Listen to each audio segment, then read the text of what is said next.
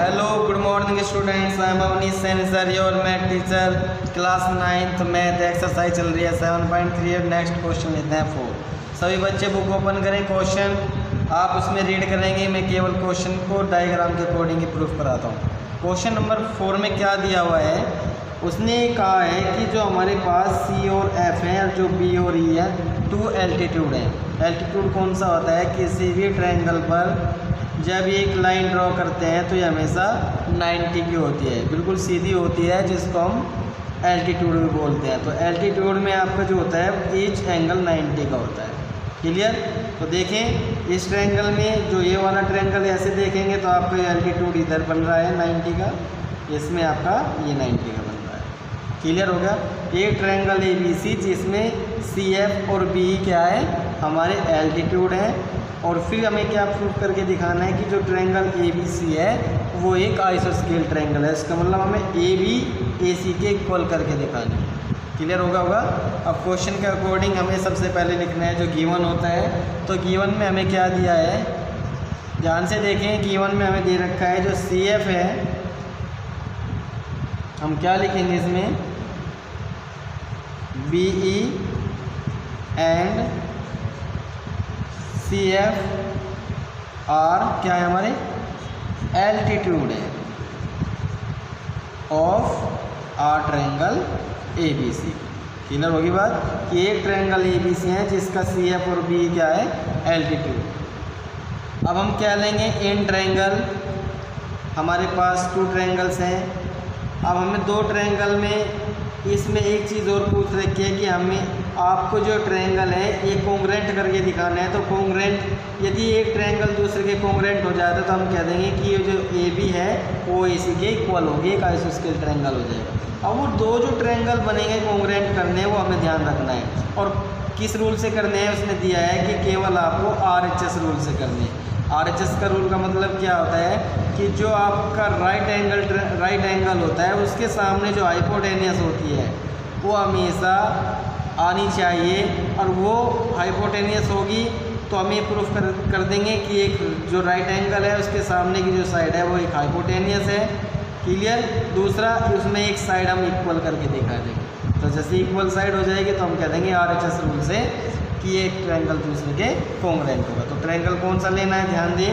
एक ट्रायंगल हम BEC लेंगे, एक तो BFC क्या लेंगे, एक तो ये वाला ट्रायंगल और एक वाला ये ट्रायंगल। तो BEC और CFB। क्लियर होगा?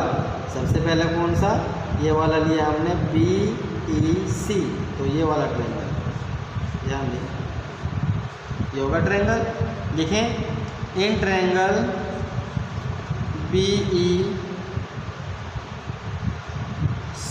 एंड ट्रायंगल, सेकंड वाला कौन सा है, ये वाला,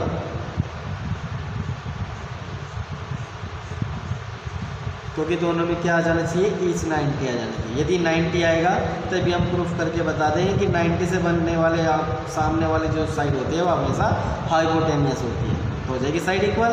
तो इसके सामने यह साइड इक्वल हो जाएगी, ईच 90 हो जाएगा, एक साइड और ढूंढ लेंगे तो हम कह देंगे कि ये ट्रायंगल दूसरे के कॉन्ग्रेंट होगा RHS रूल के। तो BEC एंड, अब सेकंड वाला देखेंगे कौन सा है, CFB। दोनों ट्रायंगल लेने हैं तो कॉन्ग्रेंट करके दिखाने हैं। तो कॉन्ग्रेंट में सबसे पहला पॉइंट हमें दिखाना पड़ेगा angle 1 is equal to angle 2, क्योंकि हमने इसको एंगल 1 लिख लिया, इसको एंगल 2, दोनों 90 है ना। तो angle 1 is equal to angle 2, each 90, पहला पॉइंट तो मिल गया। और जो 90 है उसके सामने दिखाई भी दे रहा होगा, 90 के सामने बनने वाली साइड हमेशा हाइपोटेनियस होती है। तो इसका मतलब जो BC है वो इक्वल है BC के। क्यों होगी? क्योंकि इस ट्रायंगल से बनने वाला साइड यही हाइपोटेनियस, इस वाले ट्रायंगल से बनने वाली साइड ये भी हाइपोटेनियस, इसके सामने एंगल है वो भी साइड, जो एंगल है उसके सामने भी जो साइड है वो दोनों ट्रायंगल से बन रही है। तो इसका मतलब BC जो हाइपोटेनियस है वो दोनों में इक्वल है। तो यहाँ लिख देंगे कॉमन।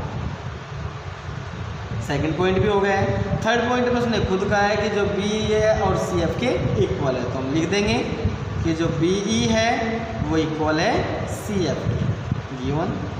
अब देखिए तीनों पॉइंट आ गए ना, right angle triangle, side hypotenuse और साइड एक, तो हमारा हो जाएगा RHS रूल्स। तो हम कह देंगे एक ट्रायंगल कौन से वाला, BEC इक्वल है और कॉन्ग्रेंट है ट्रायंगल किसके, CFB के। किस रूल से, बाई राइट हाइपोटेनियस साइड, तो RHS क्लियर हो गया होगा। तो फिर इसके बाद हम क्या कह देंगे, उसने एक और चीज़ पूछी है कि ये बताइए कि जो एंगल B है और जो C होगा वो क्या होगा, तो B और एंगल C उसमें हमें क्या करना होगा, हमें देखना है। तो जो किसी ट्रायंगल के जब दोनों एंगल कॉन्ग्रेंट हो जाते हैं तो हम कह देंगे जो एंगल B है वो इक्वल होगा एंगल C के, किसके द्वारा, बाई CP CT। क्लियर होगा, बाई CP CT के, तो बाई RHS रूल और बाई CP CT। यहाँ तक आपके समझ में होगा। पहला तो फर्स्ट हो गया है कि एंगल B इजिकल टू किसके हो गया है, C के हो गया है। क्लियर हो गया ना। कैसे, अब देखो इसमें B हो गया है और इसमें भी B हो गया है। अब इन दोनों से देखेंगे, अब दोनों में C भी है और हमारा C भी है, हो गया बात। तो BC और BC तो नंबर कॉमन हो गया है, तो हम कह देंगे कि जो B है वो C के इक्वल है। अब लास्ट जो पॉइंट है इसका हमें दिखाना है कि जो ट्रायंगल ABC है वो एक आइसोस्फीयर ट्रायंगल है। यहाँ तक आपके समझ में आ गया है। तो देखिए इससे आगे क्या करना है, यहाँ देखिए अब इन ट्रायंगल ABC, अब हम बड़े वाले इसमें चलते हैं एक ट्रायंगल में। क्लियर हो गया है। इस ट्रायंगल ABC में हम क्या कह देंगे, जो AB है वो किसके इक्वल हो जाएगी, AC के, ये नहीं होगा, हो जाएगा, क्योंकि बड़े वाले ट्रायंगल में जब हमने कॉन्ग्रेंट प्रूव कर दिया तो हम कह देंगे जो AB है वो AC के इक्वल है। हेंस ट्रायंगल ABC इस कैसा ट्रायंगल होगा, इन आइसो स्केल ट्रायंगल। क्लियर, ये आपका है question number 4 complete. Last question लेते हैं इस एक्सरसाइज का। एक्सरसाइज चल रही है आपकी 7.3 और 7.3 का लास्ट क्वेश्चन है 5। इसमें आपको जो गिवन दे रखा है उसके अकॉर्डिंग आप इसको सॉल्व करेंगे। देखिए इसमें मैंने क्या किया है, क्वेश्चन भी राइट किया है, डायग्राम नहीं बनाया है क्योंकि इस क्वेश्चन में डायग्राम गिवन नहीं है, उसी के अकॉर्डिंग आपको सॉल्व करना है। क्या करना है, सबसे पहले हम डायग्राम को बनाएंगे। इसने दिया है कि ABC एक आइसोस्केल ट्रायंगल है, ये रहा आपका एक आइसोस्केल ट्रायंगल ABC। आइसोस्केल का मतलब ये साइड इसके इक्वल होगा। आइसोस्केल ट्रायंगल जिसमें AB इक्वल है आपकी AC के, ड्रॉ करना है हमें कि जो AB है वो परपेंडिकुलर है BC के, तो साइड तो हमें दिखाई दे रही है BC, लेकिन परपेंडिकुलर हमें बनाना होगा, तो ये हो जाएगा आपका AP। तो ये इस परपेंडिकुलर को हमने जब डाला BC पर तो शो करके दिखाना है कि जो एंगल B है वो एंगल C के बराबर है। एंगल B इक्वल C कब आएगा, जब एक ट्रायंगल दूसरे के कॉन्ग्रेंट हो जाएगा। तो हम क्या करेंगे, दोनों ट्रायंगल ले लेंगे। एक वाला ट्रायंगल ये कौन सा है हमारा APB और दूसरे वाला हो जाएगा APC। क्लियर, समझ में आ गया होगा। अब इन दोनों से क्या करेंगे, हम दोनों दिखा देंगे कि दोनों ट्रायंगल कॉन्ग्रेंट है और कॉन्ग्रेंट होने के बाद कि कह देंगे कि जो एंगल B और C है वो दोनों बाई CP CT से इक्वल है। क्लियर होगा। चलिए सबसे पहले गिवन लिखेंगे। गिवन में केवल आपको दिया है कि AB साइड AC के इक्वल है। नेक्स्ट इन ट्रायंगल कौन कौन से में लिया हमने, APB एंड सेकंड ट्रायंगल कौन सा हो जाएगा, अब APB APC।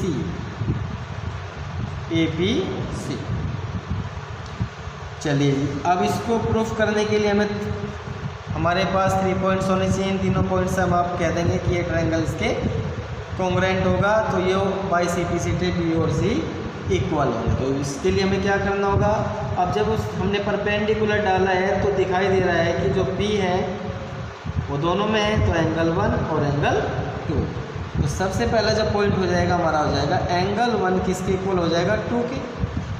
क्यों हुआ? एज 90 फर्स्ट पॉइंट तो मिल गया है, तो इसका मतलब एंगल मिला है। तो यहीं से दिखाई दे रहा है कि जिस ट्रायंगल में एक जो एंगल है 90 का होता है, तो हमेशा उसके सामने वाली जो साइड होती है वो हमेशा हाइपोटेनियस होती है।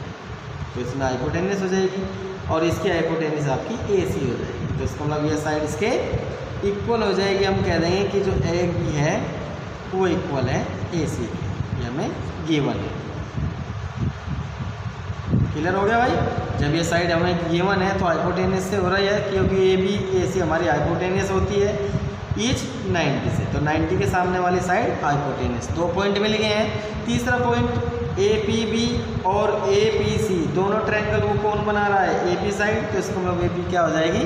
कॉमन हो जाएगी। तो AP is equal to AP common. आसान तरीके हैं, थोड़ा इनको ध्यान से देखें तो आपका जो है क्वेश्चन अच्छी तरह से सोल्व हो जाएगा। इसके अकॉर्डिंग करें जैसे मैं कराता हूँ, देख लो ईच 90 हो गया, हाइपोटेनियस हो रही है दोनों साइड, दोनों इक्वल हो गई हैं। तो हम कह देंगे कि जो AP है दोनों ट्रायंगल को बना रही है, तो ये ट्रायंगल इसके कॉन्ग्रुएंट हो जाएगा। ट्रायंगल APB इक्वल है, कॉन्ग्रुएंट है ट्रायंगल APC से। किस रूल से? RHS। तो ये हो जाएगा by HOR right hypotenuse side से। तो जब ये इतना प्रूफ होगा तो हम कह देंगे जो एंगल B है वो C के क्या हो जाएगा? बराबर हो जाएगा बाई किसके? CPCD।